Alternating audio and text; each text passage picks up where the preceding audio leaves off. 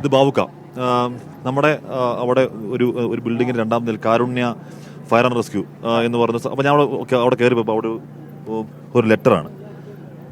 Zoom ചെയ്യാൻ പറ്റുമോ? ഇല്ലാതെ സൂം ചെയ്യാൻ പറ്റുമോ എന്ന് പറഞ്ഞാൽ ചൂരൽമല ബഹുമാനപ്പെട്ട ചൂരൽമല കാരുണ്യ റെസ്ക്യൂ ടീം പ്രസിഡന്റ് സെക്രട്ടറി അവരുടെ സമക്ഷത്തിലെ ചൂരൽമല ശിവക്ഷേത്ര കമ്മിറ്റി അറിയിക്കുന്ന അപേക്ഷ എന്ന് പറയുന്ന അപേക്ഷയാണ്.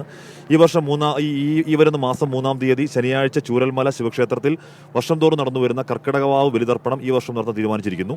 ഇതിനുവേണ്ട എല്ലാ സഹായ സഹകരണങ്ങളും ചൂരൽമല കാരുണ്യ റെസ്ക്യൂ ടീമിൽ ഉണ്ടാകണമെന്ന് വിനീതമായി അഭ്യർത്ഥിക്കുന്നു. എന്ന് പറഞ്ഞാൽ ഇവർ വർഷങ്ങളായി പ്രവർത്തിക്കുന്ന ഒരു റെസ്ക്യൂ ടീമാണ്. അതിനടുത്തൊരു ചൂരൽമല ശിവക്ഷേത്രമുണ്ട്. ആ ശിവക്ഷേത്രത്തിന് അവിടെ ഇപ്പോൾ ആ ക്ഷേത്രത്തിന്റെ തറ മാത്രമേ ഉള്ളൂ.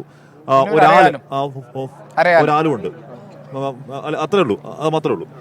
അപ്പോൾ ബാബുക്ക ഒക്കെ അവിടെ ഉണ്ടായിരുന്നു. അന്ന് രാത്രി ബാബുക്ക ഞാൻ പറയുമായിരുന്നു, ഈ ബിൽഡിങ്ങിന്റെ മുകളിലേക്ക് പോകുമ്പോഴേക്കും ആലിന്റെ പകുതിയോളം പൊക്കത്തിൽ വെള്ളവും തടിയും മണ്ണും എല്ലാം കൂടി ഇരച്ചു കുത്തി എത്തുന്നു. ഇങ്ങനെ നമ്മുടെ ഹെലികോപ്റ്റർ താഴെ പറക്കുമ്പോൾ ഇരമ്പലുണ്ടല്ലോ, ആ ഇരമ്പലൊരു അനുഭവം.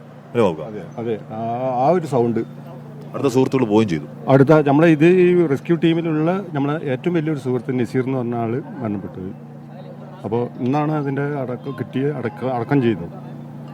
ആ മേഖല ആദ്യം എത്തിയ ആൾക്കാർ നിങ്ങളാണ്. അപ്പൊ എന്തായിരുന്നു അവിടെ ആ സംഭവം? ഓടി വരണ വെള്ളം കയറിയിട്ടുണ്ട് എന്ന് മാത്രമേ പറഞ്ഞുള്ളൂ. അതായത് ഈ സ്കൂൾ റോട്ടിലുള്ളവര്. അപ്പോൾ നമ്മളിതൊന്നും അറിയുന്നില്ല. അപ്പോൾ നമ്മളെ വീട്ടിൽ വാസ്തുയോഗ്യമില്ലാത്ത ഒരു ചെറിയൊരു വീടാണ്. അപ്പോൾ അതിലേക്ക് വെള്ളം വന്നപ്പോൾ അത് മാറ്റിക്കൊണ്ടിരിക്കുമ്പോഴാണ് ഈ ഫോൺ വരുന്നത്. അപ്പോൾ അത് പറഞ്ഞുകൊണ്ടിരിക്കുമ്പോൾ തന്നെ തിണ്ടിൻ്റെ മേലിൽ നിന്ന് കുറച്ച് ആൾക്കാരും ഇറങ്ങി വന്നിട്ട് ഒരു സ്ത്രീ പറഞ്ഞു എൻ്റെ കുട്ടീനെ കാണുന്നില്ല എന്ന് പറഞ്ഞിട്ട് കരഞ്ഞു വീണു.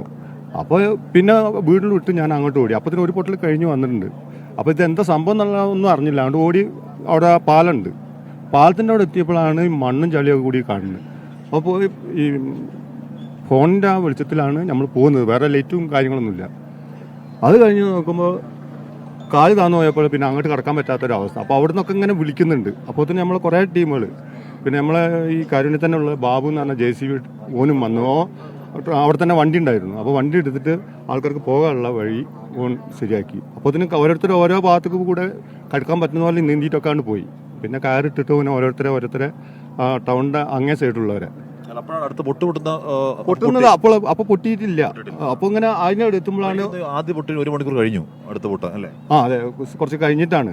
പിന്നെ രണ്ടാമത്തെ പൊട്ടി ഓടിക്കോളി എന്ന് പറഞ്ഞിട്ട് അതുവരെ നിന്നവർ തിരിച്ച് അങ്ങോട്ട് തന്നെ ഓടി.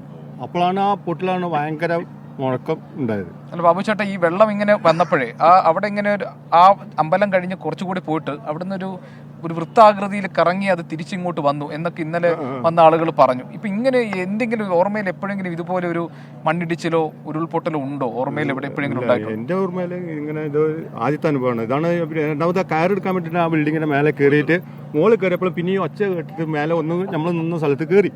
അപ്പോഴാണ് ആ കുന്നിന്റെ മേലെ നിന്നിട്ട് ആൾക്കാർ ടോർച്ച് അടിക്കുമ്പോഴാണ് അതിന്റെ വെളിച്ചത്തിലാണ് ഈ ആലിന്റെ ഇതിൽ വെള്ളം പോകുന്നത് കാണുന്നത്. അപ്പോഴാണ് ഇതിന്റെ ഭയാനകമായ ഇത് ഞാൻ കാണുന്നത്.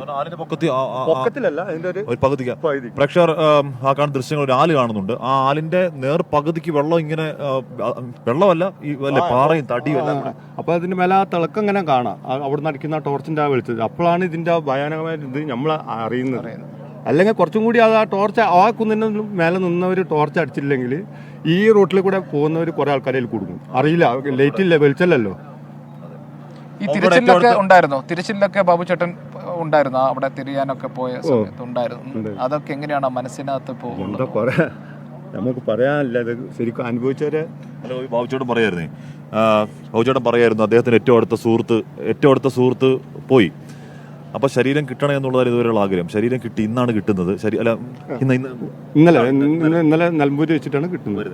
ഇന്നലെ കിട്ടിയെന്ന് അറിഞ്ഞപ്പോഴത്തേക്ക് കയ്യും കാലും തളർച്ചയാണ് എന്നിങ്ങനെ പറയായിരുന്നു.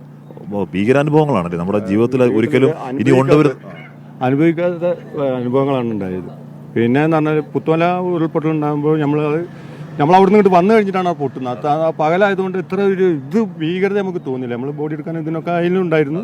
പക്ഷേ ഇത് നമ്മൾ നിൽക്കുമ്പോഴാണ് ഈ സംഭവങ്ങൾ നടന്നുകൊണ്ട് പോകുന്നത്. അപ്പോൾ ഇത് കണ്ടത് കഴിഞ്ഞപ്പോൾ ഭയങ്കര ഇതാണ്. ബാബു ചേട്ടാ, ഇപ്പോൾ നമ്മുടെ സുർജിത്ത് അയ്യപ്പത്ത് ഞങ്ങളുടെ റിപ്പോർട്ടർ പറയായിരുന്നു ആ ദിവസം, അതായത് 28-ാം തീയതി അവിടെ വന്നപ്പോൾ അവിടെ ആകെ ഒരു ഭയാനകമായ ഒരു അന്തരീക്ഷമായിരുന്നു. അതായത് കാർമേഘങ്ങൾ മൂടിയിരിക്കുന്നു, തുടർച്ചയായി പെയ്യുന്ന മഴ, അപ്പോൾ അതിന് ഒരു ഗന്ധം തന്നെ ഉണ്ടായിരുന്നു മണ്ണിന്, എന്തോ ഒരു പ്രകൃതി തന്നെ ഒരു സൂചന മുന്നറിയിപ്പ് തരുന്ന പോലെ. അങ്ങനെയൊക്കെ നിങ്ങൾ ആ പ്രദേശവാസികൾക്ക് എപ്പോഴെങ്കിലും അങ്ങനെ തോന്നിയിട്ടുണ്ട്, ഇതൊരു അപകടം വരാൻ പോകുന്നു, അങ്ങനെ തോന്നിയിട്ടുണ്ട്? അതിന്റെ മുന്നേ വില്ലേജ് റോഡ് എന്ന് പറഞ്ഞ സ്ഥലമുണ്ട്, ഞങ്ങൾ അവിടെ പോയിട്ട് വീടുകളിൽ വെള്ളം കയറിയിരുന്നു. അപ്പോൾ ആ വെള്ളമൊക്കെ തുറന്നു കൊടുത്തിട്ട് ഇങ്ങനെ വെള്ളം കെട്ടി നിൽക്കരുത്, നിന്നാൽ നമുക്ക് ബുദ്ധിമുട്ടാണ്, അഥവാ നിങ്ങൾ വൈകുന്നേരം ഇവിടെ നിൽക്കരുത് എന്ന് നമ്മളവിടെ 3-4 ആൾക്കാരോട്, പുഴവക്കത്തുള്ള ആൾക്കാരോട് പറഞ്ഞു.